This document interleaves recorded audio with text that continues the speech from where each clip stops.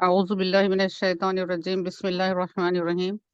الحمد لله رب العالمين الصلاة والسلام على سيد المرسلين إمام المتقين قائد المجاهدين رحمة للعالمين وآله وأصحابه أجمعين رب اشرح لي صدري ويسر لي أمري واحلل عقدة من لساني يفقهوا قولي قال الله تعالى في القرآن المجيد بسم الله الرحمن الرحيم سبحان الذي أسرى بعبده ليلا من المسجد الحرام إلى المسجد الأقصى الذي باركنا حوله لنريه من آياتنا إنه هو السميع البصير۔ سورہ بنی اسرائیل کی پہلی آیت مبارکہ ہے جس میں اللہ تعالیٰ نے یہ فرمایا کہ پاک ہے وہ ذات جس نے اپنے بندے خاص حضرت محمد مصطفیٰ صلی اللہ علیہ وسلم کو رات کے ایک حصے میں مسجد حرام سے مسجد اقصیٰ کی طرف لے گئے، جس کے اطراف آ، جس کے اطراف اللہ تعالیٰ نے برکتیں رکھی ہے، لنوری یہو تاکہ ہم بتائیں انہیں من آیاتنا ہماری آیتوں سے، انہو ہوا السمیع البصیر بے شک وہ سن رہا ہے اور دیکھ رہا ہے۔ الحمدللہ اس کے آیت مبارکہ کے بعد تفصیل آپ لوگ پچھلے پروگرام میں سن چکے ہیں، اور آج ہم یہ دیکھیں گے کہ شب معراج کا جو واقعہ ہے اس سے امت کو کیا پیغام مل رہا ہے، امت کو کیا سیکھنا ہے، کیا اپنے اندر عقائد رکھنا ہے، اور کیا اپنے اعمال کو کس طریقے سے کرنا ہے، اس کا کس طریقے سے ہم حق ادا کر سکتے ہیں۔ جیسے کہ اب کسی انسان کو کسی ایک فضیلت مل جاتی ہے اپنے نسب کی وجہ سے، یا ان کے اجداد میں کوئی نیک بزرگ گزرے ہیں تو ان کو ان کی وہ رکھنا پڑتا ہے، لحاظ رکھنا پڑتا ہے۔ اسی طریقے سے ہمارے نبی حضرت محمد مصطفیٰ صلی اللہ علیہ وسلم افضل البشر، افضل الانبیاء ہیں، افضل البشر ہیں، اور تو اللہ تعالیٰ نے آپ کو اتنا اعلیٰ معجزہ عطا کیا جو کہ واقعہ معراج کی شکل میں ہمارے سامنے ہے۔ تو اس واقعہ معراج سے ہم کو کیا سبق ملتا ہے، ہم کس طریقے سے اس کا حق ادا کریں، ہر چیز کا ہم کو جو حق ادا کرنا ہے، تو شب معراج کے واقعے کا حق ہم کس طریقے سے ادا کریں۔ یہ کیا صرف یہی ہوگا کہ ہم اس دن دو روزے رکھ لیں یا ایک روزہ رکھ لیں، پھر رات میں کچھ نوافل پڑھ لیں، کچھ عبادات رکھ لیں تو اس کا حق ادا ہو گیا، اور ہمارے اعمال میں اس کی کچھ تبدیلی واقع نہ ہو، اس سے کچھ ہم کو نورانیت حاصل نہ ہو، ہمارا باطن کچھ صاف اور مزکا نہ ہو، تو پھر یہ اس سے کما حق ہو، اس کا حق ادا کرنے کا ہم نہیں کہہ سکتے۔ صرف چند عبادتیں کر لے کے ہم یہ نہیں کہہ سکتے، بلکہ اس پر غور کرنا ہوگا اور اپنے اعمال میں تبدیلی لانی ہوگی کہ اللہ تعالیٰ اس کے ذریعے ہم کو کیا میسج دینا چاہتے ہیں۔ اور بار بار ہم کو یہ بات غور کرنی ہوگی کہ کوئی بھی چیز کائنات کی اللہ تعالیٰ نے بیکار محض نہیں بنایا ہے، کوئی بھی چیز بیکار نہیں ہے، ہر چیز پر ہم کو غور و فکر کرنا ہے، تدبر کرنے کی دعوت اسلام دیتا ہے۔ غور و فکر کرو، اپنی عقل کو، اپنے انٹیلیکٹ کو استعمال کرو، اور اس کے ذریعے تم اللہ تک پہنچو۔ ایسے نہیں ہے کہ عقل کو اس طریقے سے استعمال کرو کہ نعوذ باللہ تم بہکنے لگ جاؤ، بلکہ کائنات میں غور و فکر کرو کہ اللہ تعالیٰ کی ربوبیت کس طریقے سے ہم کو دعوت فکر دے رہی ہے کہ غور کرو، سوچو، دیکھو یہ رب کی ہیں، اور کس طریقے سے یہ چیزیں ہم کو اطاعت الہی کی طرف مائل کرتی ہیں، کس طریقے سے یہ چیزیں ہم کو نبی کریم صلی اللہ علیہ وسلم کی محبت کی طرف راغب کرتی ہیں، آقا کریم صلی اللہ علیہ وسلم کی اطاعت کی طرف ہم کو مجبور کرتی ہیں کہ یہ کیسی ہستی ہے، کیسا آپ کا اسوہ ہے، کیسے آپ کے اخلاق ہیں، کیسے آپ کے فرمودات ہیں، کہ اتنے انمول انمول جواہرات کو چھوڑ کر ہم کسی دوسری دنیا کی طرف کیوں دیکھیں۔ تو ان چیزوں پر بہت زیادہ غور و فکر کرنے کی ضرورت ہے۔ تو اسی طریقے سے واقع معراج جو ہے اس کے ذریعے بھی ہم کو کئی چیزیں ہمارے سامنے کھلتی ہیں۔ پہلی چیز تو یہی ہے کہ اللہ تعالیٰ نے مسجد حرام سے مسجد اقصیٰ کی طرف جو لے گیا اپنے خاص بندے حضرت محمد مصطفیٰ صلی اللہ علیہ وآلہ وسلم کو، تو یہ کہ ڈائریکٹ مسجد حرام سے بھی معراج ہو سکتی تھی، لیکن مسجد اقصیٰ میں لے جانے میں اللہ تعالیٰ کی کیا مصلحت ہے؟ تو مفسرین کرام نے یہ بتایا کہ مسجد اقصیٰ وہاں سے مکہ مکرمہ سے مسجد حرام سے کافی دور کی مسافت پر تھی، ڈسٹینس پہ تھی، فاصلے پر تھی۔ تو یہ رات کے ایک حصے میں وہاں پر جانا اور وہاں سے آسمانوں کی سیر کرنا، آسمان کی سیر کا اگر بولتے تو سراسر انکار کا وہ ہوتا تھا، لیکن جب مسجد اقصیٰ کا ذکر آ گیا کہ یہاں سے پہلے مسجد اقصیٰ لے جایا گیا، پھر وہاں سے آسمانوں کی سیر کروائی گئی، تو پھر یہ اور مسجد اقصیٰ نبی کریم صلی اللہ علیہ وسلم اپنی حیات مبارکہ میں آپ تشریف نہیں لے گئے تھے، پھر وہاں کے مسجد اقصیٰ کے متعلق جو مشرکین اور انکار کرنے والوں نے جو سوالات کیے، تو آقا کریم صلی اللہ علیہ وسلم کے سامنے اللہ تعالیٰ نے مسجد اقصیٰ کو لا دیا، تمام حجابات اٹھ گئے، مسجد اقصیٰ نبی کریم صلی اللہ علیہ وسلم کو نظر آنے لگا، تو آپ ہر سوال کا آپ جواب دے رہے تھے۔ تو یہ چیز تھی جو دلیل بن رہی تھی نبی کریم صلی اللہ علیہ وسلم کے سفر معراج کے لیے، مسجد اقصیٰ دلیل بن رہی تھی۔ اس کے دوسرے اور بھی بہت سے پہلو ہیں مسجد اقصیٰ کے تعلق سے، لیکن ایک یہ بھی رہا کہ جو انکار کرنے والے تھے ان کے لیے یہ دیکھی جانے والی باتیں تھی جس کو وہ سن کر سوچ کر تصدیق کرنے والے بن سکتے تھے۔ اور دوسری چیز یہ ہے کہ مسجد اقصیٰ میں جیسے کہ ابھی ہم نے سنا کہ ماشاءاللہ تمام انبیاء وہاں پر موجود تھے، اور نبی کریم صلی اللہ علیہ وسلم کو امامت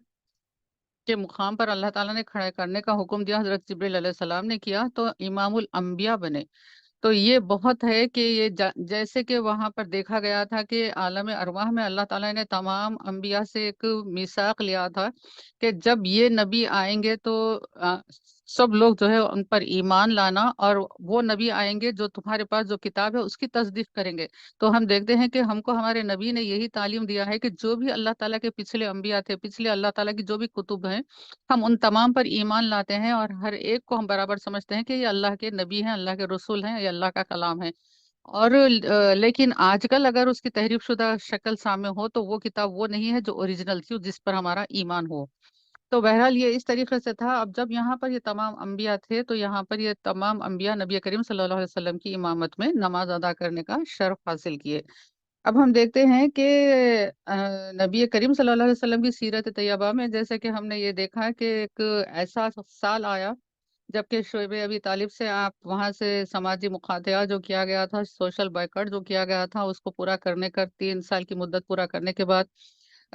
یہ مقاطعہ اٹھا لیا گیا، تو پھر ایک حضرت ام المومنین خدیجۃ الکبریٰ رضی اللہ عنہا ہماری ماں کا جو انتقال ہوا، جو کہ نبی کریم صلی اللہ علیہ وسلم کی بہت زیادہ بہترین رفیق حیات رہی ہیں، جن کو نبی کریم صلی اللہ علیہ وسلم بہت پسند فرماتے تھے، اور آپ کی بہت قربانیاں ایثار اور نبی کریم صلی اللہ علیہ وسلم کی خدمت کا بہت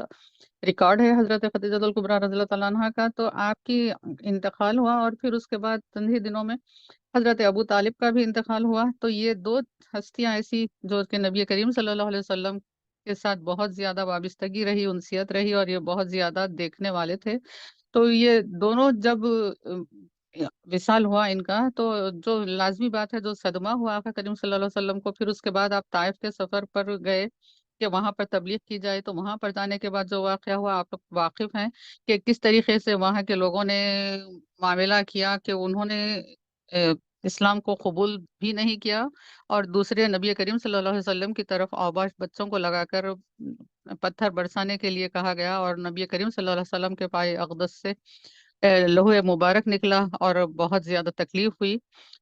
تو اس طریقے سے یہ چیزیں تھی، یہ 3 چیزیں جو ایک ساتھ ایک کے بعد ایک واقع ہوئی تھی، اور قرآن پاک کا وعدہ ہے کہ ان مع العسر یسرا، کہ ہر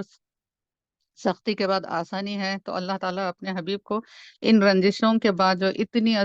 عظیم نعمت سے سرفراز فرمایا ہے کہ اپنے دیدار سے اللہ تعالیٰ نے سرفراز فرمایا نبی کریم صلی اللہ علیہ وآلہ وسلم کو۔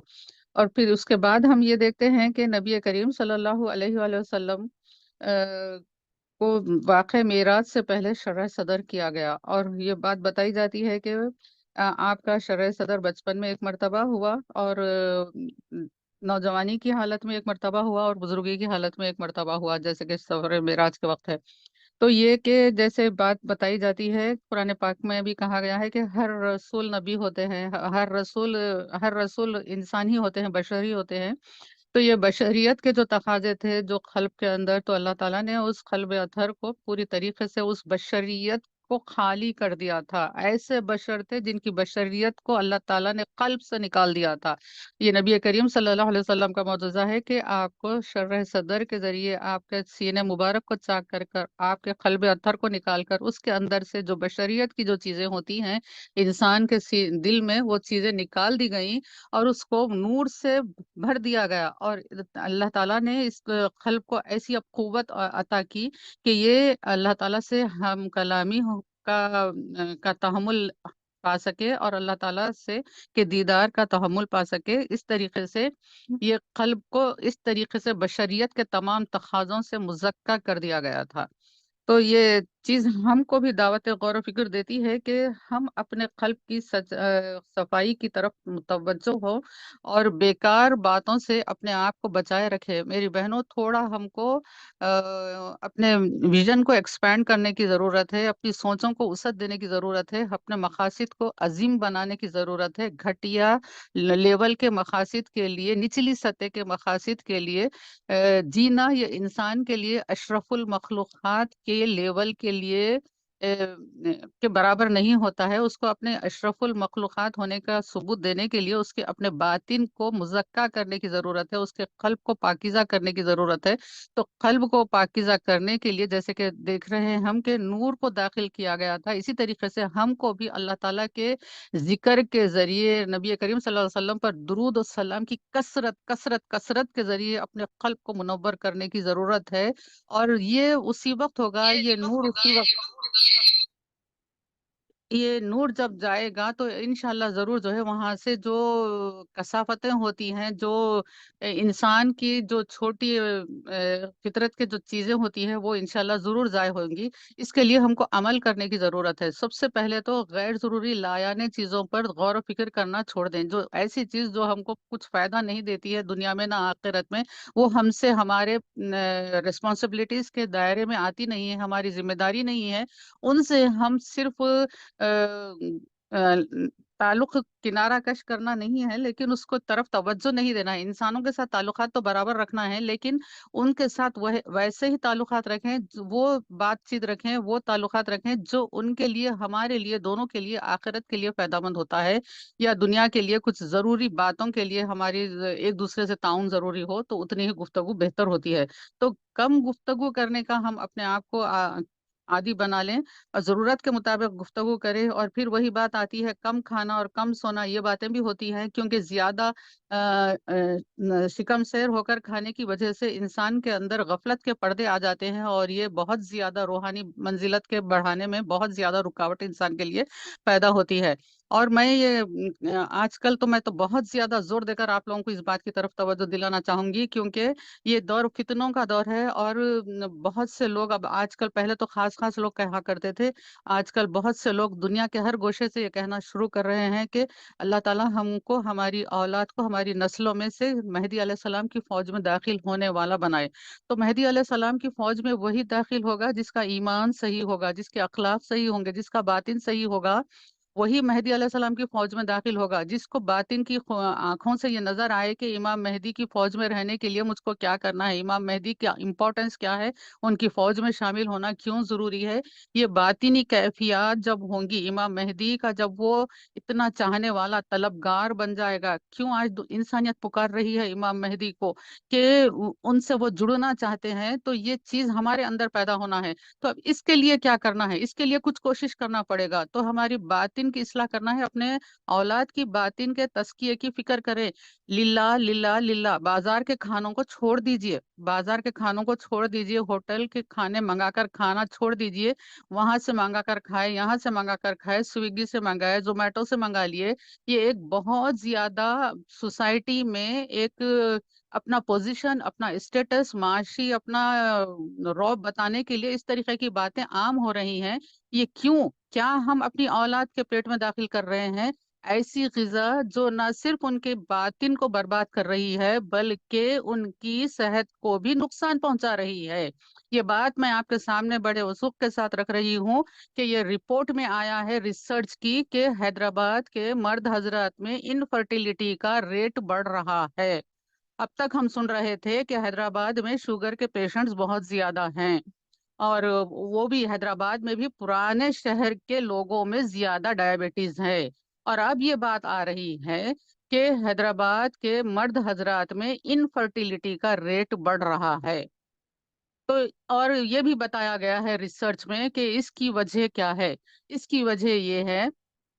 کہ وہ لوگ ہوٹل کے کھانے زیادہ کھا رہے ہیں، انہیلتھی فوڈ ہیبٹس کی وجہ سے یہ بات ہو رہی ہے۔ لیکن اتنے دن سے بات کہی جا رہی ہے، ہم کو اس پر توجہ دینے کی ضرورت ہے۔ بالکل ایک لخت نو بول دینا ہے بس ہوٹل کے باہر کے کھانوں کو۔ ہمارے آقا کریم صلی اللہ علیہ وسلم بازار میں کھانے سے منع فرمائے ہیں، بازار میں کھانے سے منع فرمائے ہیں، اور آج کل عادت ایسی ہو گئی ہے کہ رات کے اندر بازار کھلے رہ رہے ہیں، نوجوان باہر ہوٹلز کے باہر کھڑے رہ کر بڑے مزے کے ساتھ گپ شپ کرتے ہوئے کھانا کھا رہے ہیں۔ افسوس ہوتا ہے ان نوجوانوں پر، ان کو کیوں نبی کریم صلی اللہ علیہ وسلم کا قول مبارک یاد نہیں آ رہا ہے؟ کس طریقے سے یہ لوگ کھڑے رہ کر بازار میں کھانا کھا رہے ہیں اور بڑا انجوائے کر رہے ہیں، جبکہ ہم کو اس سے منع کیا گیا ہے ایسا کرنے سے۔ تو یہ چیز ان کے اخلاق کو خراب کر رہی ہے، ان کی صحت کو خراب کر رہی ہے، ان کی روحانیت کو برباد کر رہی ہے، ان کا پیسہ ضائع ہو رہا ہے۔ تو یہ چیزیں ہیں جس کی طرف ہم کو توجہ دینے کی ضرورت ہے، اپنے باطن کے طرف توجہ دینے کی ضرورت ہے، تاکہ ہمارے عبادتوں میں نورانیت آ جائے۔ اور پھر آگے ہم دیکھتے ہیں واقع معراج کے جو پہلو ہیں، اس میں یہ کہ جبرائیل علیہ السلام کا، ابھی ہم سنے کہ کس طریقے سے حضرت جبرائیل علیہ السلام نے آقا کریم صلی اللہ علیہ وسلم کو نیند سے بیدار کرنے کا معاملہ فرمایا، اور کس طریقے سے براق جب لایا گیا تو براق جب بہت زیادہ خوشی کا اظہار کر رہا تھا کہ اللہ کے حبیب صلی اللہ علیہ وآلہ وسلم اب مجھ پر سواری کرنے والے ہیں، تو پھر اس کو جب یہ جبرائیل علیہ السلام نے کہا کہ خبردار، ان سے زیادہ محترم اور معزز کوئی سواری تجھ پر سوار ہوئی ہے نہ ہوگی۔ تو پھر جب اس کو یہ سبق دیا گیا، اس کو یہ یاد دہانی کرائی گئی، تو یہی براق جو خوشی کے ساتھ جھوم رہا تھا، مچل رہا تھا، ایک دم پسینے میں شرابور ہو جاتا ہے، پسینہ آ جاتا ہے ہیبت کی وجہ سے، ایک دم ٹوٹل چینج ہو گیا ہے، دیکھیے براق کی کیفیت میں۔ تو یہ چینج کیسا ہو گیا، یہ تبدیلی کیسا آئی؟ ایک دم جو شوخی میں تھا، مچل رہا تھا، ایک دم وہ پریشان ہو کر پسینے میں شرابور ہو گیا ہے۔ تو یہ کیفیت کیوں ہوئی ہے، تبدیلی کیوں آئی ہے؟ یہ معرفت کی وجہ سے آئی ہے۔ اس کو علم ہوا کہ اب جو سواری ہے ان کا مرتبہ کیا ہے، کیا عظیم مرتبے والی ہستی ہیں یہ۔ جب اس کو یہ معرفت ہوئی تو اس کے مزاج کے اندر ایسی تبدیلی آ گئی۔ تو یہ ہم اپنے نبی کو پہچانے نہیں ہیں، اس لیے ہمارے اعمال میں تبدیلی نہیں آ رہی ہے۔ ہم اپنے نبی سے تعلق نہیں جوڑے ہیں، اس لیے ہمارے اعمال اس طریقے سے ہیں کہ ہم دنیا کے بندے بن کر جی رہے ہیں، دنیا کی لذتوں میں ہم گھرے ہوئے ہیں، دنیا کے نام و نمود میں ہم گھرے ہوئے ہیں، سنتوں کی پرواہ نہیں ہے۔ استغفر اللہ، اللہ ہدایت دے ہم سب کو۔ تو یہ چینج آنا چاہیے اپنے بیہیویئر سے، اپنے باتوں سے، اپنے اعمال سے، اپنی عبادتوں میں ہم کو چینج نظر آئے۔ ہم خود سوچ سکتے ہیں کہ واللہ آج کی نماز کیا بہترین نماز تھی، آج کی قرات کتنی اچھی تھی، کتنا اچھا مزہ آیا۔ تو یہ چیز ہم خود محسوس کر سکتے ہیں، ہمارا اندر کا جب اچھا ہوتا ہے تو ہم کو خود ایک لذت آتی ہے، ایک سرور محسوس ہوتا ہے، اور انسان اس کو کھونا نہیں چاہتا ہے۔ تو اس کو قائم رکھنے کے لیے ہم کو معرفت حاصل کرنا ضروری ہے، معرفت اللہ کی ہو، معرفت نبی کی ہو، معرفت خود کی بھی ہو، اپنے کو بھی پہچانے کہ ہم کیا ہیں، ہو آر یو، ہم کو کیوں پیدا کیا گیا ہے، ہمارا رشتہ ہمارے نبی سے کیا ہے، اللہ سے کیا ہے، ہمارا مقصد حیات کیا ہے، زندگی کیا ہے، کیوں ہم کو یہاں پر بپا گیا گیا ہے، کیوں ہم کو خیر امت کہا گیا ہے۔ یہ معرفت ہے۔ یہ جب انسان، مولا علی کرم اللہ وجہ کا قول مبارک ہے کہ انسان جب اپنے آپ کو پہچانتا ہے تو وہ رب کو بھی پہچانتا ہے۔ جب وہ خود کو پہچانے گا تو رب کو پہچانے گا۔ تو پہلے اپنے آپ کی بھی معرفت کرے کہ میں کیا کرنا ہوں، میں کس کے ساتھ کیسا رہنا ہوں۔ تو اپنے نبی کو پہچانے، اپنے نبی کی معرفت حاصل کریں، تو انشاءاللہ تعالی سنتوں پر عمل کرنا آسان ہو جاتا ہے، تعلق پیدا ہو، اطاعت ہو، فرما برداری ہو، اس کے ساتھ ساتھ تعظیم اور محبت بھی ہو، محبت کا جذبہ بھی ہو۔ اس کی وجہ سے جو ہے عبادتوں میں حلاوت پیدا ہو جاتی ہے۔ تو یہ چیز کی طرف ہم کو غور کرنا چاہیے۔ اور پھر اس کے بعد ہم دیکھتے ہیں کہ مسجد حرام سے مسجد اقصی کی طرف جو سفر رہا نبی کریم صلی اللہ علیہ وسلم کا معراج کا، حضرت جبرائیل ہے، حضرت میکائیل ہے، فرشتوں کا جھنڈ ہے جو آقا کریم صلی اللہ علیہ وسلم کو اپنے جلو میں لیے ہوئے کاروان، نورانی کاروان، ایک نورانی بارات ہے جو مسجد حرام سے مسجد اقصی کی طرف جا رہی ہے۔ تو راستے میں کوہ طور ملا، آقا کریم صلی اللہ علیہ وسلم وہاں پر آپ نماز ادا کرتے ہیں، 2 رکعت نفل نماز۔ اور پھر بیت الحم دکھا جو کہ حضرت عیسیٰ علیہ السلام کا جائے پیدائش ہے۔ تو وہ بھی جبرائیل علیہ السلام نے جب کہا کہ یہ عیسیٰ علیہ السلام کی جائے پیدائش ہے، تو وہاں پر بھی آقا کریم صلی اللہ علیہ وسلم نے 2 رکعت نماز ادا فرمائی۔ اور پھر یثرب کا جو سرزمین بتائی گئی جہاں پر کھجور کے درخت موجود تھے، تو آپ نے وہاں پر بھی 2 رکعت نماز ادا فرمائی۔ تو یہ چیزیں بتا رہی ہیں کہ ایسی چیزیں، ایسے مقدس مقامات دیکھیے کہ کوہ طور جو ہے وہاں پر موسیٰ علیہ السلام کو اللہ تعالیٰ نے اپنی ایک تجلی سے وہاں پر سرفراز فرمایا تھا، تو وہ مقام مقدس ہوا، تو آقا کریم صلی اللہ علیہ وسلم نے وہاں پر 2 رکعت نفل نماز ادا کی۔ اور پھر بیت اللحم جہاں پر حضرت عیسیٰ علیہ السلام کی پیدائش ہوئی، ولادت ہوئی، ایک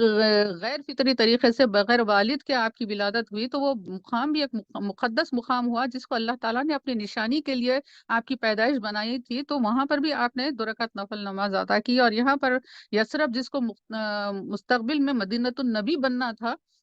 تو وہاں پر بھی آقا کریم صلی اللہ علیہ وسلم نے 2 رکعت نماز ادا کی۔ تو یہ چیزیں بتاتی ہیں کہ نفل عبادات کا مقام ہے، نفل عبادات کے ذریعے بندہ اللہ کا قرب حاصل کرتا ہے، تو نفل عبادات کے لیے ہم کو کوشش کرنا چاہیے۔ آج کل بہت زیادہ اعتراضات ہوتے ہیں کہ وہ نفل نماز کیوں پڑھتے ہیں، یہ نفل روزے کیوں رہتے ہیں، تو یہ تو عبادتیں ہیں، اللہ تعالیٰ کے قرب حاصل کرنے کے لیے بندہ مزید کوشش کرتا ہے، مزید کوشش کرتا ہے۔ اگر ہم کوئی چیز خریدنے چاہتے ہیں، ایک ڈریس خریدنے کے لیے آپ گئے، آپ کا ایک بجٹ تھا کہ آپ 1000 روپیز کے اندر آپ کچھ ڈریس خریدیں گے، لیکن وہاں جانے کے بعد کچھ اور دیکھے، تو آپ ایک خواہش ہو گئی کہ نہیں ہم تھوڑا پیسہ اور ڈالیں گے تو کچھ اور اچھی کوالٹی کا آ جائے گا۔ تو یہاں ہم کو اس فکر ہے اپنے لباس کی کوالٹی کی، یہاں عبادات کی کوالٹی کی فکر نہیں ہے، تو پھر ہم عبادات کو اور زیادہ بڑھا لے کر، زیادہ اور اپنی نفل عبادتوں کو بڑھا کر اللہ تعالیٰ کے مزید قرب حاصل کرنے کے لیے کوشش کرنا چاہیے۔ نفل عبادات کی بھی اہمیت ہے، نفل نمازوں کی، نفل صدقے کی، نفل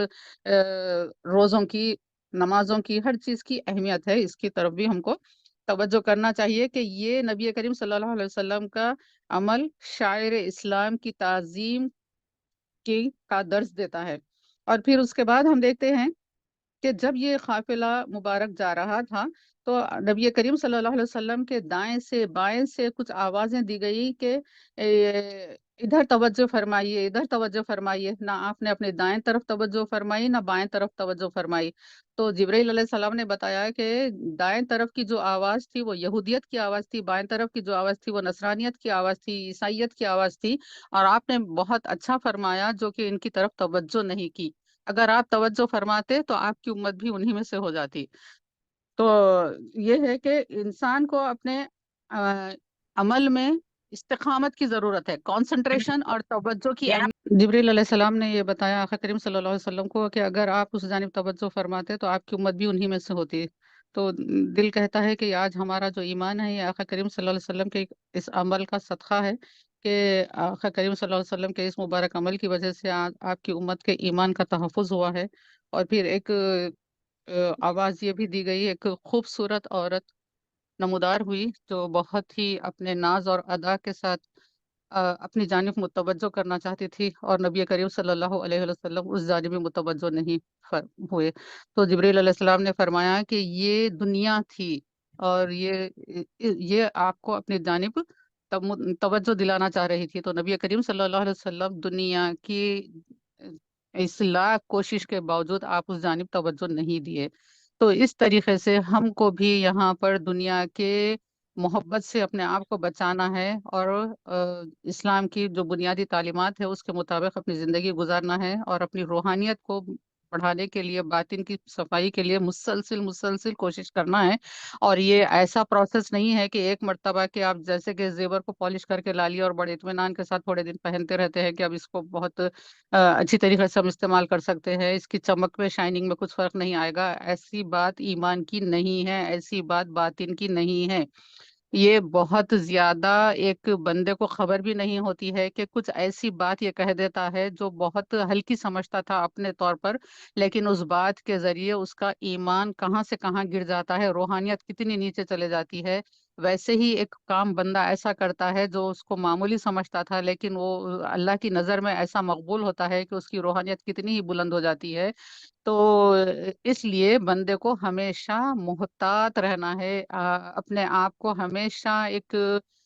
اس میں رکھنا ہے، احتساب کی کیفیت میں رکھنا ہے۔ بے خوف ہو کر مومن زندگی گزار ہی نہیں سکتا۔ ہر لمحہ، ہر کام میں، ہر بات میں مومن کو یہ ڈر رہنا چاہیے کہ کہیں اس کی وجہ سے میرا رب تو ناراض نہیں ہوتا ہے۔ تو اسی لیے بتایا گیا ہے کہ مومن ہمیشہ خوف اور امن کی حالت میں رہتا ہے۔ مسلسل خوف کی وجہ سے یہ اپنے آپ کو ڈپریشن کا شکار بھی نہیں کر لیتا ہے، اور مسلسل بے خوفی کی حالت میں رہ کر بھی یہ اپنے آپ کو اپنے لیے خسارے کا موجب نہیں بنا سکتا ہے۔ خوف اور امن کی درمیان میں اعتدال کی راہ ہوتی ہے۔ اس کیفیت میں مومن کو رہنا ہے تاکہ یہ اس کا آخری سانس تک اس کے اعمال صحیح ہوں۔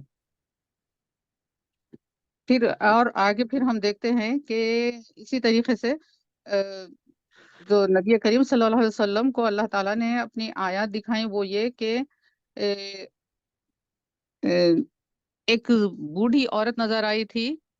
یعنی کہ بہت زیادہ عمر کی تھی۔ تو جبریل علیہ السلام نے کہا کہ یہ بھی دنیا ہے، یعنی کہ دنیا کی عمر کا اندازہ آپ اس عورت کو دیکھ کر کیجئے۔ تو دنیا بہت جلد ختم ہونے والی ہے، قیامت آنے والی ہے، بندوں کو اللہ کے حضور ٹھہرنا ہے، اپنے اعمال کا حساب دینا ہے۔ اور پھر اس کے اور آگے جو اللہ تعالیٰ نے اپنے حبیب کو بتایا جو کہ سود خوروں کا انجام تھا، کہ کس طریقے سے سود خوری کی لعنت یہ بھی بہت بڑی زوروں پر ہے۔ بہت افسوس ہوتا ہے جب لوگ مجھ کو بتاتے ہیں کہ فلاں بندہ فلاں بندی بھی اپنے پیسے کو سود پر دینا شروع کر دیے ہیں۔ لوگ لے رہے ہیں، لینا بھی برا ہے، دینا تو بہت برا ہے۔ تو اس طریقے سے بہت زیادہ برائی یہ بھی عام ہو رہی ہے مسلمانوں میں، اور حیدرآباد کے مسلمانوں میں بھی بہت زیادہ یہ برائی عام ہو رہی ہے سود خوری کی۔ یہ سب چیزیں کیوں ہو رہی ہیں؟ صرف یہ دنیا کی محبت کی وجہ سے ہو رہی ہیں، اللہ اور اللہ کے رسول کے معرفت کم ہونے کی وجہ سے ہو رہی ہے۔ اگر یہ اللہ کو جانتے، اللہ کے حبیب کو جانتے اور آخرت کو پہچانتے، آخرت کے عذاب کی جو باتیں بتائی گئی ہیں اس پر یقین رکھتے تو اس طریقے سے یہ عمل نہیں کرتے تھے۔ تو سود خوروں کا انجام بتایا گیا ہے کہ کس طریقے سے ان کے پیٹ ایسے نظر آ رہے تھے جیسے کہ کانچ کے چیز ہوتی ہے، اور ان کے اندر پیٹ کے اندر سانپ لوٹ رہے تھے اور یہ زمین پر لیٹے ہوئے تھے۔ اور پھر بے نمازیوں کی کیفیت بتائی گئی کہ کس طریقے سے ان کے سر پتھروں سے کچلے جا رہے تھے، اور ایسے ہی مختلف قسم کے گناہوں کی باتیں بتائی گئی۔ اور بالخصوص میں آج کہوں گی کہ ایسی عورتوں کو کی انجام بھی بتایا گیا جن کو چھاتیوں کے ذریعے لٹکایا دیا گیا تھا۔ تو جبرائیل علیہ السلام نے بتایا کہ یہ وہ عورتیں ہیں جو دنیا میں غیر مرد سے تعلقات پیدا کر کر ناجائز حمل کو اپنے شوہروں کی طرف منسوب کر دیا کرتی تھی۔ اور پھر اور ایک ایسی لوگوں کی طرف نبی کریم صلی اللہ علیہ وسلم کو بتایا گیا جو کہ اپنے سامنے اچھا کھانا رکھتے ہوئے بدبودار سڑے ہوئے کھانا کھا رہے تھے، وہ کھا رہے تھے۔ تو بتایا گیا ہے کہ یہ وہ مرد اور خواتین ہیں جو نکاح میں اپنی بیوی اور شوہر کے ہوتے ہوئے غیر مرد اور غیر عورتوں سے لذت حاصل کرتے تھے۔ تو یہ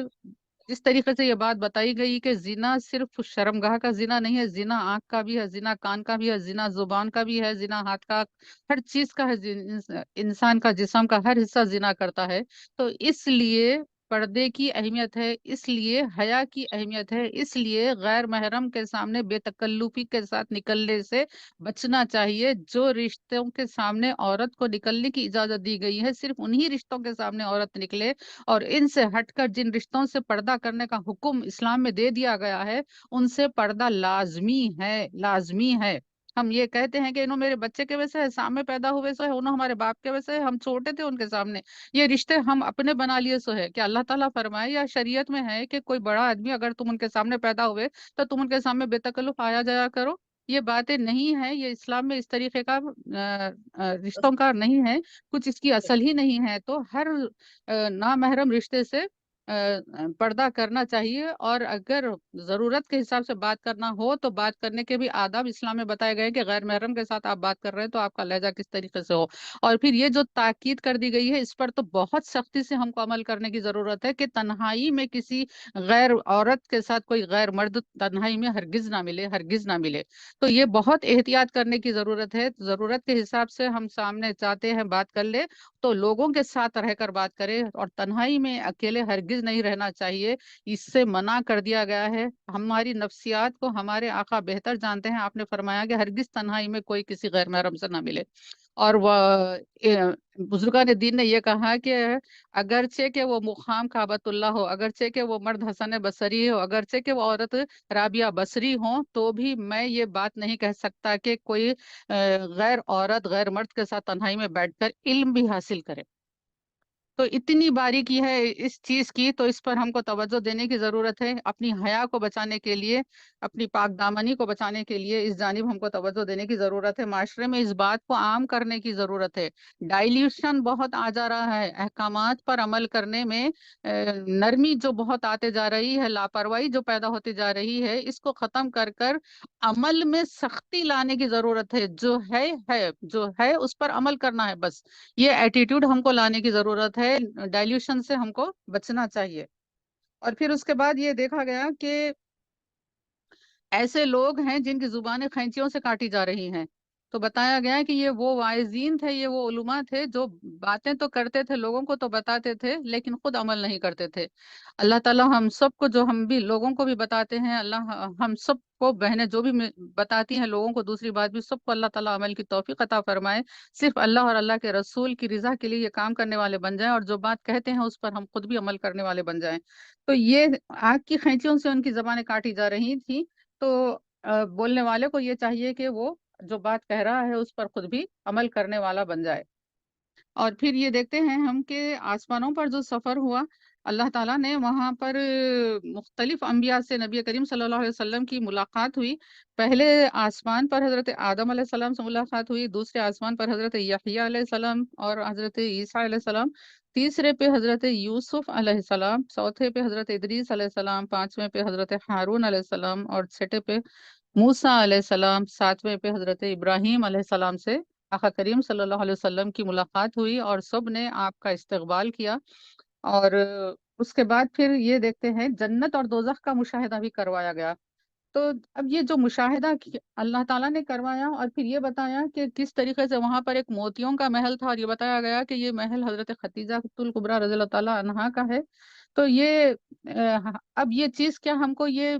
दावत फिक्र नहीं देती कि ये क्या बात थी कि हजरत खदीजतुल कुबरा का महल जन्नत में ऐसा तैयार है, मुंतजिर है वो महल अपने मकीन के लिए, और आका करीम सल्लल्लाहु अलैहि वसल्लम को बता दिया गया, मुशाहिदा करवाया गया, आपको शाहिद बनाया गया उस महल का, कि गवाही देने वाले बने कि ये कौन सी खातून है, किन के लिए ये अल्लाह ने महल तामीर किया है। तो वो है हजरत खदीजतुल कुबरा रज़ियल्लाहु ताला अन्हा। तो हम क्यों ना हजरत खदीजतुल कुबरा जो कि हमारी माँ है, उनके उसवे को देखें, उनके उसवे को पकड़ लें, उनके दामन को पकड़ लें मजबूती के साथ, उनके कदमों की खाक की धूल बन जाए, उनके कदमों से लिपटने वाले बन जाएं। जिस तरीके से माँ के कदमों को बच्चा लपेटता है, हम क्यों ना अपनी माओ के कदमों से लिपट जाएं, क्यों ना हम उनके कदमों की धूल को लेने वाले, चाटने वाले बन जाएं। तो हजरत खदीजतुल कुबरा की जो हयात मुबारका है, उससे हमको मोती चुनने की जरूरत है, ताकि ये जो, क्यों आपके इनाम में अल्लाह ताला ने ये मोतियों का महल बनाया है। तो अजीजों, हम देखते हैं कि किस तरीके से ये अपने शौहर की इताअत में, नबी करीम सल्लल्लाहु अलैहि वसल्लम की इताअत में अपने आप को पूरी तरीके से लगा दिया।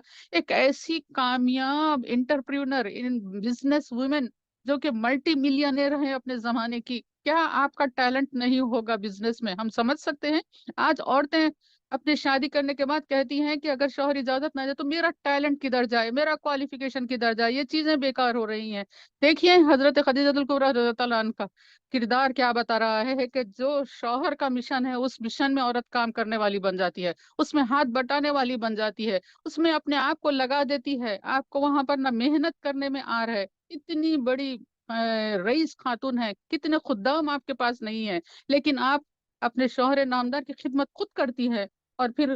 पूरी जो अपनी माली दौलत थी, जो माल था, पूरे का पूरा नबी करीम सल्लल्लाहु अलैहि वसल्लम की खुशनुदी के लिए, इस्लाम की खिदमत के लिए आपने लगा दिया। और ऐसी खातून, और आपका आखिरी वक्त, मैं बार बार कहती हूँ, अल्लाह ताला उस दुपट्टे का सदका हमको अता कर दे कि कैसे आपकी रिदा थी, कैसी आपकी चादर थी जिसमें आप इस दुनिया से रुखसत हुई, इतना सब राह खुदा में लुटा देकर, कि उस रिदा में पेवन लगे हुए थे। और आपने कहा कि तुम क्या जानो कि मैंने किस बात का सौदा कर लिया है, किस बात का सौदा कर लिया है, किसकी मार्केट में, किसके बाजार में मैंने अपना पैसा लगा दिया है, किसके कहने पे मैंने लगा दिया है, किसकी खिदमत मैंने की है, और इसके एवज मुझको मेरा रब क्या देने वाला है, तुम क्या जानो। तो ये मारिफत थी हजरत खदीजतुल कुबरा रज़ियल्लाहु ताला अन्हा की, इसलिए आपके लिए ये आसान हुआ, अपना सब कुछ राह खुदा में लुटा देना आपके लिए बहुत आसान हुआ। तो ये हमको गौर और फिक्र करना चाहिए कि ये इनाम किस वजह से, इस इनाम की आप हकदार हुई, और उस सीरत से हमको हिदायत पाने की अल्लाह ताला तौफीक नसीब फरमाए। और फिर उसके बाद हम ये देखते हैं کہ حضرت بلال کے چلنے کی آواز جو آئی آقا کریم صلی اللہ علیہ وسلم کو، تو یہ جو اسلام کے جو اصول ہیں، یہ بات بتا دی گئی کہ کسی گورے کو کالے پر فضیلت نہیں ہے، کسی عربی کو عجمی پر فضیلت نہیں ہے، کسی مالدار کو کسی فقیر پر فضیلت نہیں ہے، اور حسب نسب کے تمام جو امتیازات ہیں وہ اسلام اس کو مٹا دیتا ہے۔ اور اللہ کی نزدیک سب سے زیادہ بہتر انسان وہی ہے جس کے تقوی اچھا ہے، جو پرہیزگار ہے، جس کا باطن اچھا ہے۔ اللہ تعالیٰ انسان کا نہ مال دیکھتا ہے نہ چہرہ دیکھتا ہے، بلکہ اللہ تعالیٰ انسان کا باطن دیکھتا ہے، اس کا قلب دیکھتا ہے۔ تو یہ چیز بتائی گئی کہ یہ بندہ اگر حاصل کرتا ہے تو اس کو آخرت کے اتنے عظیم انعامات حاصل کرنے کے لیے اس کا حسب نسب نہیں دیکھا گیا، اس کی چمڑی کا رنگ نہیں دیکھا گیا، اور اس کا مال اور دولت کو نہیں دیکھا گیا، بلکہ اس کے تقوی کو دیکھا گیا، باطن کو دیکھا گیا، نبی کریم صلی اللہ علیہ وسلم کی غلامی کے معیار کو دیکھا گیا، اور کس طریقے سے آخرت میں بلندی کے مقام پر حضرت بلال رضی اللہ تعالیٰ عنہ پہنچے ہیں۔ یہ بات بھی اللہ تعالیٰ نے نبی کریم صلی اللہ علیہ وسلم کے ذریعے دنیا کو ایک میسج دے دیا۔ اور پھر آگے ہم دیکھتے ہیں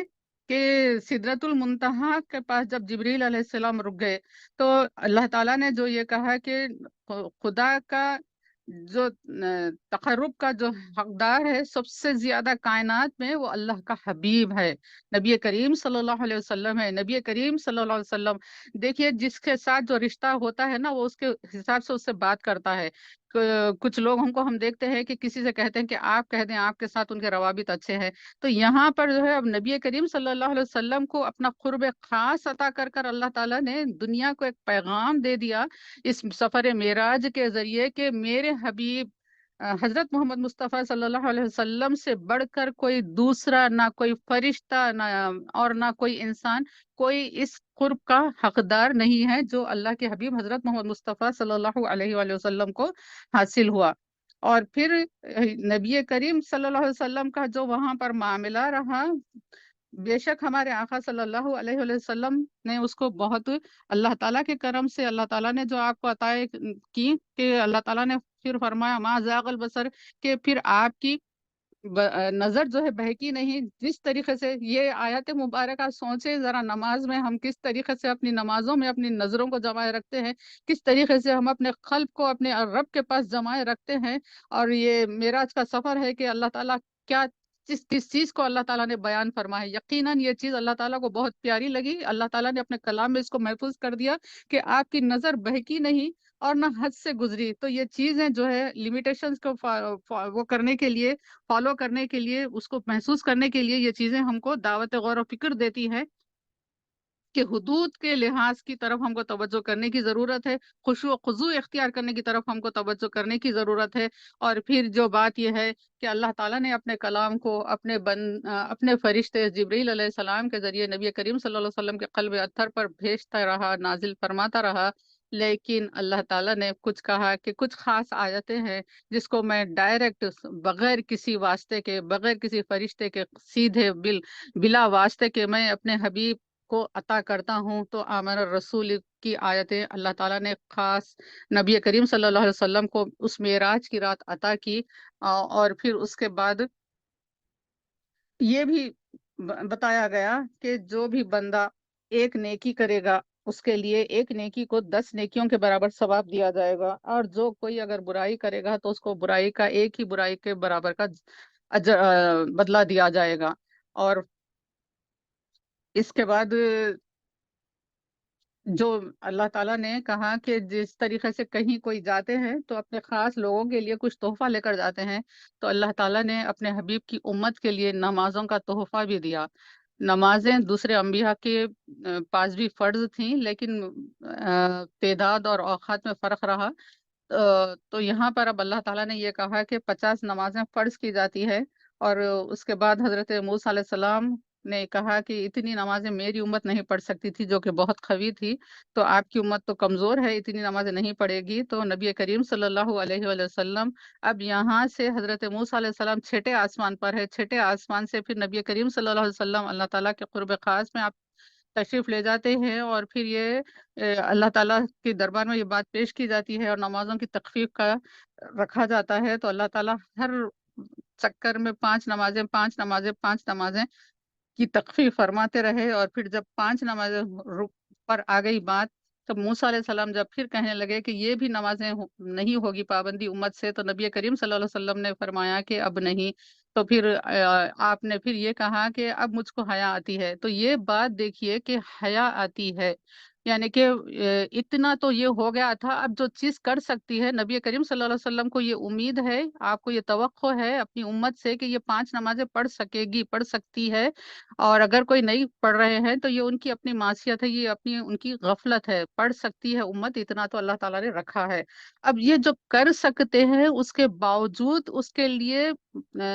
तलब करना, उसके कंसेशन के लिए बात करना, ये नबी करीम सल्लल्लाहु अलैहि वसल्लम ने फरमाया है कि अब यहाँ पर मेरी हया माने आ जाती है, हया मुझको रोकती है इस बात करने से। तो हम देखें कि दुनिया में हमारे कितने ऐसे मामलात होते हैं जो काम हम खुद अपने से कर सकते हैं, उसको करने की कोशिश करना चाहिए।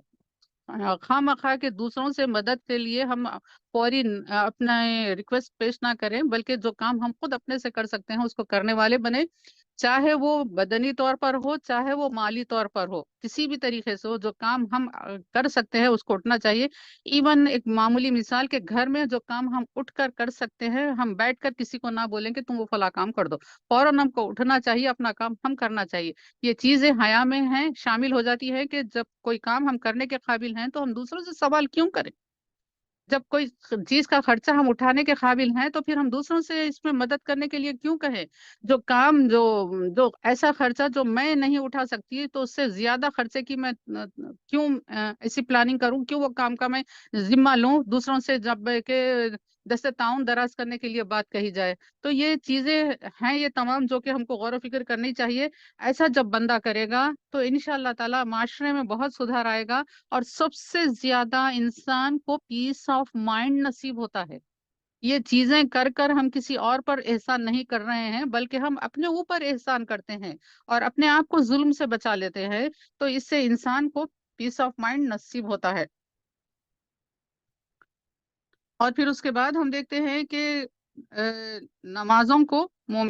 मोमिनीन के लिए तोहफा करार दिया गया। और फिर नबी करीम सल्लल्लाहु अलैहि वसल्लम जब सफर मेराज से आप तशरीफ लाए तो सहाबा इकराम ने कहा कि या रसूल अल्लाह, आपके लिए मेराज हुआ, यानी कि सहाबा इकराम नबी करीम सल्लल्लाहु अलैहि वसल्लम के हर अमल को इत्तिबा करना चाहते थे। ये जज्बा सहाबा इकराम में था। तो आप सहाबा इकराम ने ये सवाल किया कि या रसूल अल्लाह, हम क्या करें, हम किस तरीके से ये चीज करें जो आप ये कर कर आए हैं। तो आका करीम सल्लल्लाहु अलैहि वसल्लम रहमत लिल आलमीन सल्लल्लाहु अलैहि वसल्लम, जो कि हरीस है, अल्लाह ताला ने कहा हरीसुन अलैकुम, आका करीम सल्लल्लाहु अलैहि वसल्लम ने फरमाया कि नमाज मोमिन की मेराज है। तो मेरा नमाज पढ़ो खुशू खुजू के साथ, काबिल वजू के साथ, अच्छी तरीके से नमाज पढ़ो, ये मोमिनीन के लिए मेराज है। और बंदा जब ऐसी नमाज पढ़ता है, अच्छी नमाज पढ़ता है, और नबी करीम सल्लल्लाहु अलैहि वसल्लम ने फरमाया कि नमाज मेरी आंखों की ठंडक है, नमाज तुम पढ़ते हो, ठंडक मुझको मिलती है। तो अच्छी तरीके से वजू करके, अच्छी तरीके से अरकान को अदा करते हुए मोमिन नमाज पढ़ना चाहिए। हजरत अबू हुरैरा रज़ी अल्लाह अन्हु की हदीस शरीफ है कि क्या मैं तुमको वो चीज ना बताऊं, रसूलुल्लाह सल्लल्लाहु अलैहि वसल्लम ने फरमाया कि क्या मैं तुमको वो चीज ना बताऊं जिससे अल्लाह गुनाहों को मिटा दे और दर्जात को बुलंद करे। तो साहबा इकराम ने अर्ज किया, या रसूल अल्लाह, क्यों नहीं, हमें जरूर बताइए वो चीज। तो रसूलुल्लाह सल्लल्लाहु अलैहि वसल्लम ने फरमाया, मशक्कत के वक्त मुकम्मिल वजू करना, जब इंसान को उठना जाना मुश्किल लगे, जब इंसान को सर्दी में सर्दी सताए, और ऐसे ही कुछ मशक्कत हो, ऊपर है नीचे जाकर करना है, पानी की किल्लत है, कम कम खोल कर वजू करना है, ये तमाम चीजें हैं मशक्कत की, सेहत पर गिरानी दिख रही है, तो मुशक्कत के वक्त का वजू अल्लाह ताला को पसंद है। जब तकलीफ होती है उसके बावजूद भी जब बंदा करता है तो अल्लाह ताला को अदा बहुत पसंद आती है। तो मशक्कत के वक्त का, तकलीफ के वक्त का मुकम्मिल वजू, अच्छी तरीके से वजू करना है। वजू अच्छी तरीके से करने का मतलब ये नहीं है कि पानी को ज्यादा बहाया जाए, बल्कि उसको जो चीजें बताई गई हैं अच्छी तरीके से मसलते हुए, बल्कि पानी का कम बहाना अच्छा वजू है, पानी का इसराफ नहीं करना अच्छा वजू है। तो पूरे कामिल तरीके से वजू करें एक के बाद एक, तमाम आज़ा को धोते हुए। और फिर उसके बाद ये वजू करने के बाद ज्यादा कदम चलकर मस्जिद जाना, زیادہ قدم چل کر مسجد جانا، بات بتائی جاتی ہے کہ مسجد گھر سے دور ہے، جانے کے لیے بہت مشکل ہے، تو اللہ تعالیٰ کو یہی تو محبوب ہے جو جتنا زیادہ قدم سے چل کر مسجد کو آتا ہے اس کے اجر میں اضافہ ہو جاتا ہے۔ اور پھر اس کے بعد کیا ہے، مسجد میں ایک نماز کے بعد دوسری نماز کا انتظار کرنا، ایک نماز پڑھ لیے اور دوسری نماز کے لیے پھر مسجد میں انتظار کرتے بیٹھ گئے، تو علماء کرام یہ بات بتاتے ہیں کم از کم دن میں ایک مرتبہ اس طریقے کا عمل مسلمان کو کرنا چاہیے کہ مسجد میں نماز کے انتظار کے لیے بیٹھنے کا اہتمام کرے۔ اور یہ کام عصر کے وقت آسانی سے ہو سکتا ہے کہ عصر کی نماز پڑھے، مغرب کی نماز تک انتظار کرتے بیٹھ گئے، وہیں پر ذکر اور اذکار میں رہ گئے، یا پھر مغرب کی نماز پڑھے وہیں پر کچھ اپنی تلاوات اور ذکر اور اذکار میں بیٹھ گئے اور عشاء کی نماز پڑھ کر واپس گھروں کو آئے۔ تو اس طریقے کا اہتمام کرنے سے اس حدیث مبارکہ پر عمل کر سکتے ہیں، تو یہ کوشش کرنی چاہیے۔ اور پھر اس کے بعد ہم یہ دیکھتے ہیں کہ واپسی پر نبی کریم صلی اللہ علیہ وسلم جب آپ تشریف لائے تو واقع یہ ہے کہ وہ مبارک قدم، وہ مبارک نالین جو تمام آسمانوں کے سیر کرتے ہوئے سدرۃ المنتہا اور عرش بری تک پہنچے، وہی مبارک ہستی، وہی مبارک خدوم، وہی مبارک نالین اپنے پیرہن کے ساتھ زمین پر تشریف لاتے ہیں، تو واقع زمین اس وقت کتنی اپنے اس پر نازا ہوئی ہوگی کہ آج اس کو ان خدوم کو چومنے کا موقع مل گیا جو عرش بری جن کو چوما ہے۔ تو پھر اس طریقے سے جب آپ یہاں پر واپس تشریف لائے تو آپ نے پہلے یہ دیکھا کہ ایک لڑکی ہے جو پانی بھر رہی ہے گھڑے کے اندر، وہ پانی بھرنے کے بعد گھڑا اٹھانا چاہ رہی ہے لیکن گھڑے کو اٹھا نہیں پا رہی ہے، اٹھا نہیں سک رہی ہے وہ لڑکی۔ تو آقا کریم صلی اللہ علیہ وسلم آپ دیکھیے کہ کون سے سفر سے آ رہے ہیں، کیا کیا چیزوں کا آپ مشاہدہ کر کر آ رہے ہیں، لیکن جب آپ زمین پر آ گئے یہاں کی گراؤنڈ ریالٹی کو فوراً آپ نے دیکھا اور اس جانب اپنی توجہ دی، اس کو اس جو چیز تھی اس کو ایڈریس کرنے کی کوشش کی۔ تو یہ چیز ہے کہ ہم کو جو کوئی چیز یہاں پر دنیا میں نظر آئے اس کو دیکھنا چاہیے، اس کو حل کرنے کی کوشش کرنا چاہیے، کوئی پرابلم ہو تو اس کے اندر ہم اپنا حصہ لگائیں کہ کس طریقے سے اس کام کو کیا جائے۔ تو یہ درس نبی کریم صلی اللہ علیہ وسلم کے اس عمل سے ملتا ہے کہ آپ نے اس لڑکی کا گھڑا اٹھایا اور اس لڑکی سے پوچھا کہ یہ گھڑا تم کو کہاں لے جانا ہے، تو وہ لڑکی نے یہودی کے گھر کا پتہ بتایا کہ اس گھر کو مجھ کو یہ پانی پہنچانا ہے۔ تو آقا کریم صلی اللہ علیہ وسلم وہاں پر پانی پہنچاتے ہیں۔ تو یہ ہے ایکسپٹینس آف گراؤنڈ ریالٹی، جو چیز زمین پر ہو رہی ہے اس کو قبول کرے، اس کے لیے کام کرے۔ حضرت عمر فاروق رضی اللہ عنہ کا قول مبارک یاد آ رہا ہے مجھ کو کہ آپ نے فرمایا کہ جو اپنے عہد کے شر سے واقف نہیں رہا، یعنی کہ اس کے زمانے کے اندر جو شر چل رہا ہے، اس کے زمانے کے اندر جو فتنے چل رہے ہیں، دشمنان اسلام اس کے خلاف کیا سازشیں کر رہی ہیں، اگر کوئی مسلمان اس سے باخبر نہیں رہا تو پھر ان قریب وہ اپنے خیر کی کڑیوں کو بکھیر دے گا۔ اس کے اندر جو خیر کی بھلائیاں تھے، کڑیاں تھے، ایک چین تھی کہ کتنے ہی خیر اس کے اندر تھے، تو ایک کے بعد ایک، ایک کے بعد ایک، ایک کے بعد ایک کڑی، کیا خوبصورت قول ہے حضرت عمر فاروق کا کہ ایک ایک کر کر انسان کا ایک ایک خیر نکلتے جائے گا زمانے کے فتنے دیکھ کر۔ جیسے کہ ابھی ہم بات کر رہے تھے ہوٹلنگ کی، کس طریقے سے ایک خیر وہاں سے نکل گیا ہے کہ سنتوں کی خلاف ورزی ہو رہی ہے، کھڑے رہ کر کھانا کھا رہے ہیں، بازار میں کھانا کھا رہے ہیں، اسراف کر رہے ہیں، ایسے اوقات میں کھا رہے ہیں جبکہ کھانا نہیں ہے، ایسے اوقات میں گپ شپ ہو رہی ہے جبکہ نبی کریم صلی اللہ علیہ وسلم نے عشاء کے بعد بات کرنے سے منع فرمایا ہے۔ کتنی ان سنتوں کے خلاف آج امت کام کر رہی ہے۔ تو یہ خیر انسان کے اندر سے نکلتے جا رہا ہے، جب شر کو نہیں پہچانیں گے تو خیر اس کے اندر سے نکلتا جائے گا۔ تو اس جانب مسلمانوں کو توجہ دینے کی ضرورت ہے کہ اپنے معاشرے میں، اپنے سامنے، اپنے ملک میں، اپنے محلے میں، اپنے خاندان میں جو شر ہے اس کو پہچانے، کیونکہ تاکہ وہ اپنے خیر کی حفاظت کرنے والے بنے۔ تو اس طریقے سے نبی کریم صلی اللہ علیہ وسلم نے یہ بچی کو مدد کی اس کے پانی پہنچانے میں، اور وہ یہودی نے نبی کریم صلی اللہ علیہ وسلم کا جب یہ عمل دیکھا تو اس نے کہا، اس نے فوراً اسلام کو قبول کر لیا۔ یہ چیز ہم کو یہ بتا رہی ہے کہ ہمدردی انسان کے اندر ضرور رہنا چاہیے، اور تبلیغ کا داعیہ ہمیشہ رہنا چاہیے۔ انسان کی یہ تڑپ رہنا چاہیے کہ میرے رب کی باتیں، میرے نبی کی باتیں، میرے دین کی باتیں تمام لوگوں تک پہنچے۔ کس طریقے سے پہنچے؟ اپنے حسن اخلاق کے ذریعے۔ آپ نے یہودی کو جا کر کھٹکا مار کر یا اس کو جلسہ کر کر بلا کر اسلام کے بارے میں نہیں بتایا، بلکہ اپنے عمل کے ذریعے یہ بتا دیا کہ یہ آپ کی ہستی کیا ہے اور آپ کیا عمل کر رہے ہیں، کہ لڑکی کی آپ مدد کرنے کے لیے یہودی کے گھر آپ پانی لے کر چلے گئے ہیں۔ تو اس طریقے سے اپنے کردار کو عمدہ کرنے کی ضرورت ہے۔ ہمارے کردار نبوی کردار کے آئینہ دار بنے، کہ انسان کو دیکھ کر، مسلمان کو دیکھ کر لوگ یہ سمجھیں کہ یہ محمد عربی صلی اللہ علیہ وسلم کا غلام ہے۔ پھر اس کے بعد ہم یہ دیکھتے ہیں کہ حضرت ابوبکر صدیق کو صدیق کے لقب سے سرفرازی ہوئی، جنہوں نے نبی کریم صلی اللہ علیہ وسلم کے اس سفر معراج کی تصدیق کی۔ تو یہ بھی آپ کا عمل ہم کو دعوت دے رہا ہے، حضرت ابوبکر صدیق کا، جو بات قرآن میں آ جائے، جو بات احادیث میں آ جائے، جو بات اسوہ نبوی صلی اللہ علیہ وسلم میں آ جائے، اس کو ہم کو فوراً قبول کرنا چاہیے۔ وہ بات قبول کرنے کے لیے ہم کو اپنی عقل کے گھوڑے نہیں دوڑانا چاہیے، بلکہ فوری جذبہ اطاعت ہمارا وہاں پر جوش مارے اور فوراً ہم اس کو قبول کرے۔ جو بات بھی سیرت کے ذریعے آ جائے، جو بات بھی احادیث کے ذریعے ہمارے پاس آ جائے، اس پر فوری ہم کو عمل کرنے کی ضرورت ہے۔ اور پھر یہ جو کہ وقت اور رفتار کے بارے میں دیکھیے کہ نبی کریم صلی اللہ علیہ وسلم کا یہ جو معجزہ ہے، اللہ تعالیٰ نے نبی کریم صلی اللہ علیہ وسلم کو خاتم النبیین بنایا ہے، اور ہر نبی کو اپنے عہد کے حساب سے اللہ تعالیٰ معجزے عطا فرماتا ہے۔ تو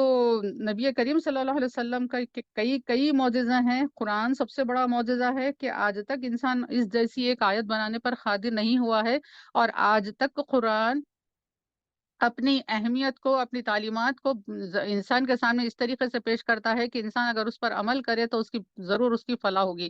حالات زمانہ جو چل رہے ہیں، قرآن کی آیتوں کو ان حالات کے تناظر میں آپ غور کر کر دیکھیے کہ کس طریقے سے ہر زمانے کی بات قرآن کے اندر بیان کر دی گئی ہے۔ ہر وقت کے لیے، مسلمانوں کے لیے وہاں پر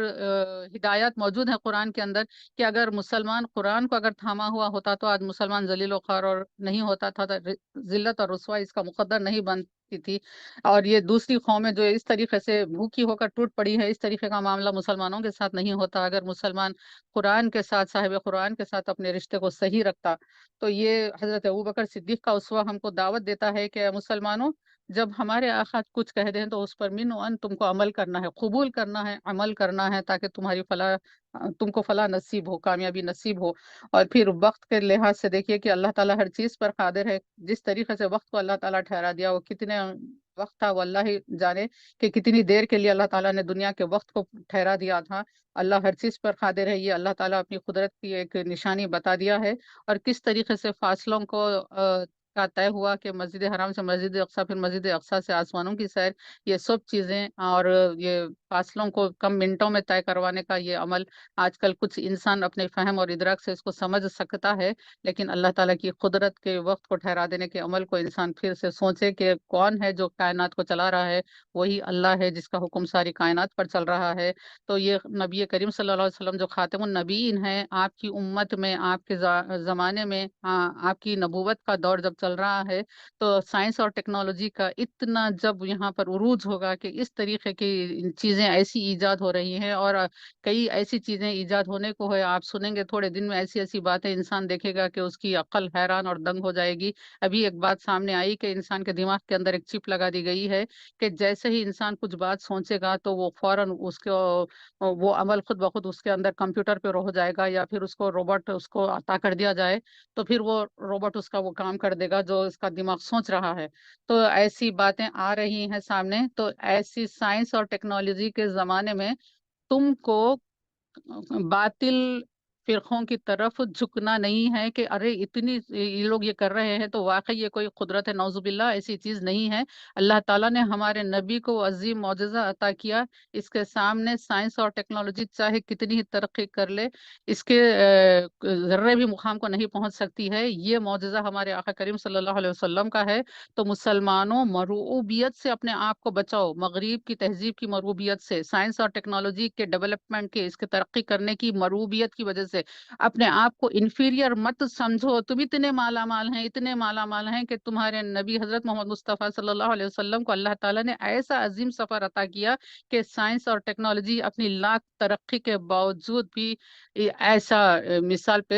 پیش نہیں کر سکتی. تو ہم کو بہت ہی فخر اور شان کے ساتھ مسلمان اپنے عقیدے کی حفاظت کرنا ہے، عمل کرنا ہے، اور اپنے اندر احساس کمتری کو ہرگز جگہ دینا نہیں ہے، اور سنتوں پر مضبوطی کے ساتھ عمل کر کر اپنے ایمان کو مضبوط رکھنا ہے، تاکہ ہم دنیا سے جب رخصت ہوں تو ایمان ہمارا سلامت رہے اور نبی کریم صلی اللہ علیہ وسلم کی خوشنودی ہم کو حاصل ہو. اللہ ہم سب کی مدد فرمائے. السلام علیکم ورحمۃ اللہ وبرکاتہ.